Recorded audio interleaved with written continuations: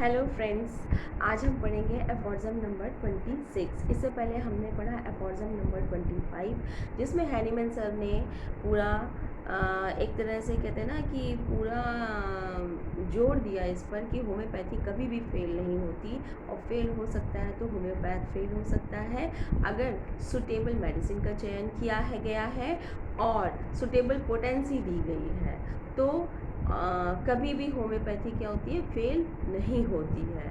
Fail हो सकता है तो होम्योपैथ फेल हो सकता है उसकी सुटेबलनेस और राइट मेडिसिन चूज़ करने में। ठीक है, इसके बाद आते हैं एफॉर्ज़म नंबर 26, जिसमें हैनीमैन सर ने बताया कि नेचर्स में कैसे क्योर होते हैं, और इसी आधार पर उन्होंने प्रूव किया कि नेचर्स में जब क्योर होते हैं तो इसे नाम दिया नेचर्स लॉ ऑफ क्योर, कि किस तरह से नेचर में क्योर होता है ये बताया। और हमारी होम्योपैथी मेडिसिन जो है वहाँ भी नेचर्स लॉ फॉलो करती है, और नेचर्स लॉ ऑफ क्योर यहाँ भी देखने को मिलता है। तो आइए देखते हैं 26 एफॉर्ज़म। This depends on the following homeopathic law of nature, which was sometimes indeed vaguely surmised, but not hitherto fully recognized, and to which is due to every real cure that has ever taken place. क्या है 26 एफॉर्ज़म? A weaker dynamic affection is permanently extinguished by in the living organism by a stronger one if the latter is very similar to the former in its manifestation, और bracket में दिया है but it different in kind या deviating in kind. ठीक है, तो एफॉर्ज़म number 26 हमें क्या बताता है कि कोई भी डिजीज़ जो हमारी बॉडी में आई है या किसी सिक पर्सन के अंदर आई है, तो यानी कि वाइटल फोर्स को वीक हुआ होगा तभी वो डिजीज़ हमारे अंदर आई है।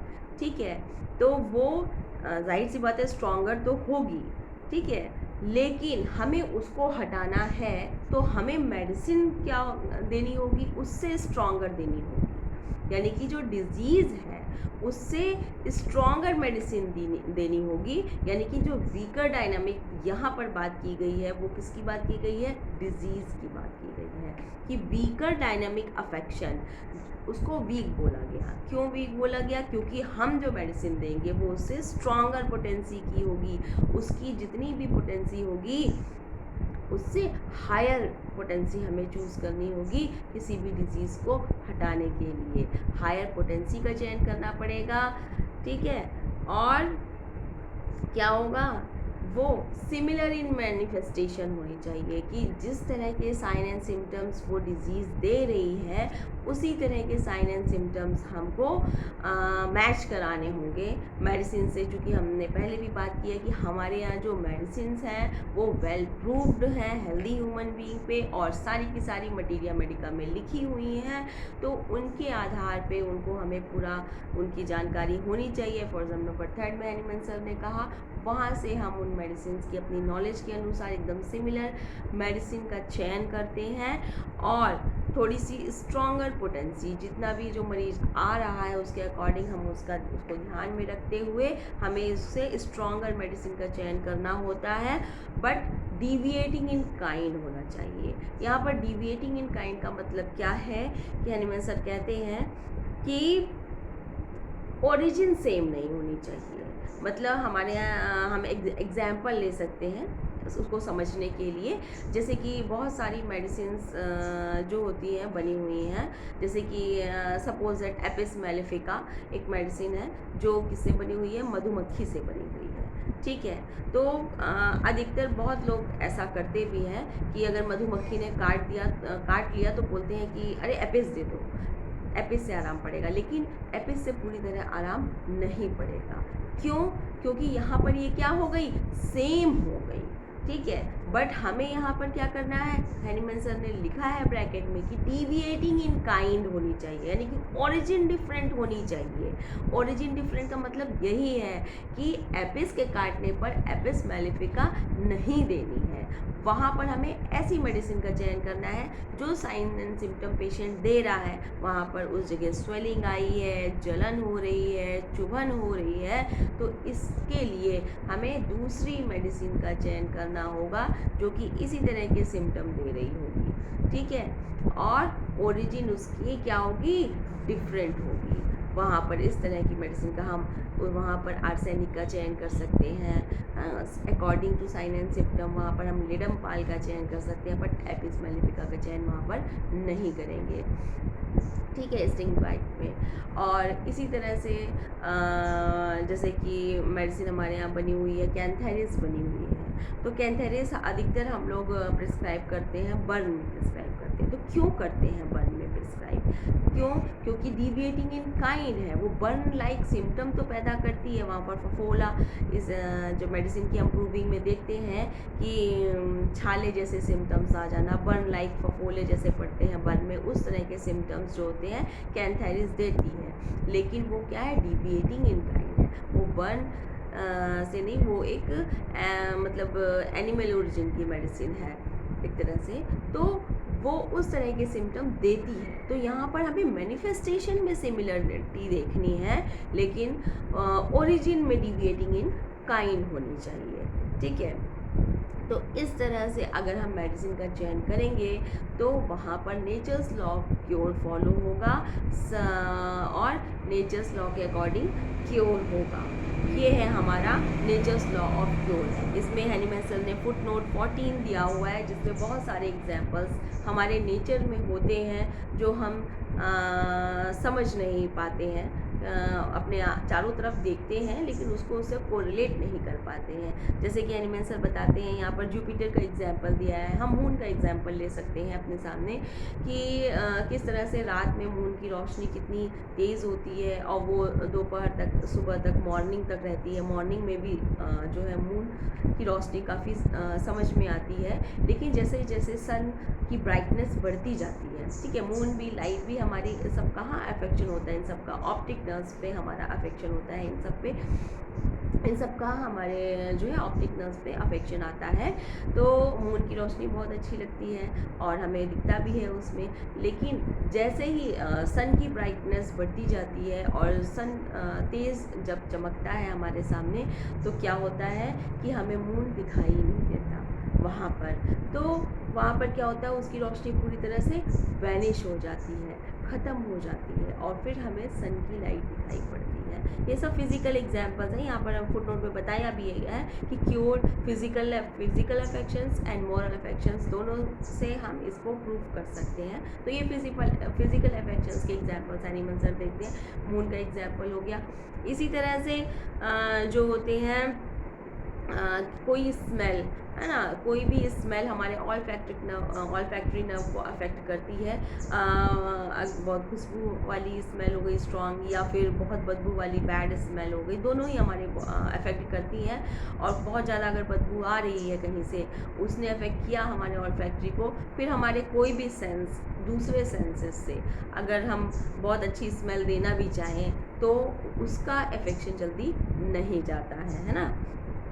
मतलब वो उसी स्ट्रॉन्गर, जब हमको बहुत खुशबू वाली स्मेल मिलेगी तभी वो अफेक्शन जाएगा, हैं। और हम बहुत स्वीट केक खाने से या कोई म्यूज़िक सुनने से उसका अफेक्शन नहीं जाएगा। यहाँ पर सेम मैनिफेस्टेशन की बात बता रहे हैं फिजिकल लेवल पे, कि अगर हमने ऑलफैक्टरी नर्व को अफेक्ट हुआ हमारा, ठीक है, बहुत बैड स्मेल से, तो हमें बहुत उसमें क्या स्ट्रॉन्ग खुशबू वाली स्मेल आएगी, तभी हमें ऑलफैक्टरी नर्व को अफेक्ट करेगी, तभी हमें अच्छी खुशबू आएगी, है ना, वरना बैड से ही ग्रसित रहेगी। और यहाँ पर हम कोई स्वीट केक खाने से उसकी स्मेल जो बैड वाली है वो नहीं जाएगी। इसी तरह से जो है कोई बहुत सुरीला गाना सुनने से उसकी जो बैड स्मेल का इफ़ेक्ट है ऑलफैक्टरी पे वो नहीं जाएगा। है ना, सेम मैनिफेस्टेशन में सिमिलर होना चाहिए बट डिविएटिंग इन काइंड होना चाहिए। इसी तरह से फिज़िकल लेवल पे और एग्जांपल्स देते हैं कि बैटल में, लड़ाई में, है ना,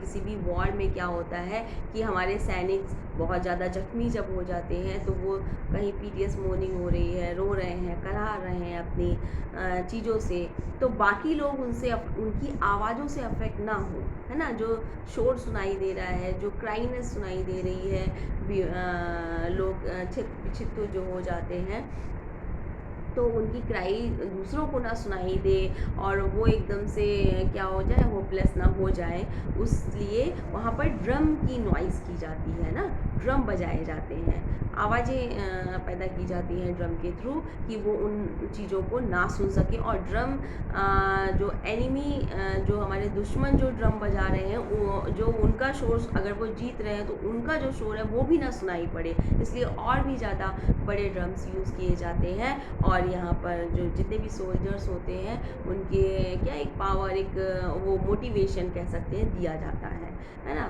ज़ोर से स्मेल, तो वो ज़ोर से ड्रम बजा करके, तो जो छोटी छोटी जो आवाज़ें आ रही होती हैं वो सब उसके उसमें वैनिश हो जाती हैं। इसी तरह से हम मेंटल लेवल, ये यहाँ पर मेंटल लेवल पर आ गया है ना, मेलोडी, मोरल मेलोडीज़ में आ गया कि जो ड्रम्स बजाए जाते हैं। इसी तरह से हम और भी एग्जांपल्स ले सकते हैं, जैसे हमारे आसपास ही कोई दुखद घटना हो जाती है तो हमें बहुत दुख होता है उस चीज़ का, है ना, लेकिन जब उसी तरह की घटना हमारी फैमिली में या बहुत ही क्लोज रिलेटिव्स में हो जाती है तो हम, जो आसपास घटना हुई होती है उससे उतना दुख मालूम नहीं होता, और जो हमारे मेन रिलेटिव हैं, जो है ना, या हमारे घर में ही जो कोई घटना हो जाती है तो उससे हम ज़्यादा फिर पीड़ित हो जाते हैं, दुखी हो जाते हैं। या इसी तरह से हम इसका अपोजिट देख सकते हैं कि अगर हमें ही कोई छोटी मोटी चीज़ या कोई दिक्कत हो गई है, या हम किसी बात से, छोटी बात से ही कोई दुखी है,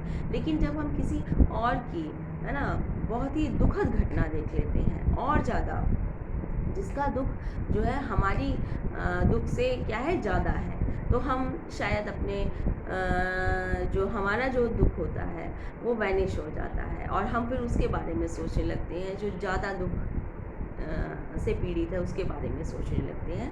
तो इस तरह से कुछ एग्जांपल्स हैं नेचर्स में, जो एक तरह से कह सकते हैं कि जो छोटी छोटी दिक्कतें होती हैं उन चीज़ों को जब उससे जो स्ट्रॉन्गर आ जाता है तो वो वैनिश हो जाती है ना।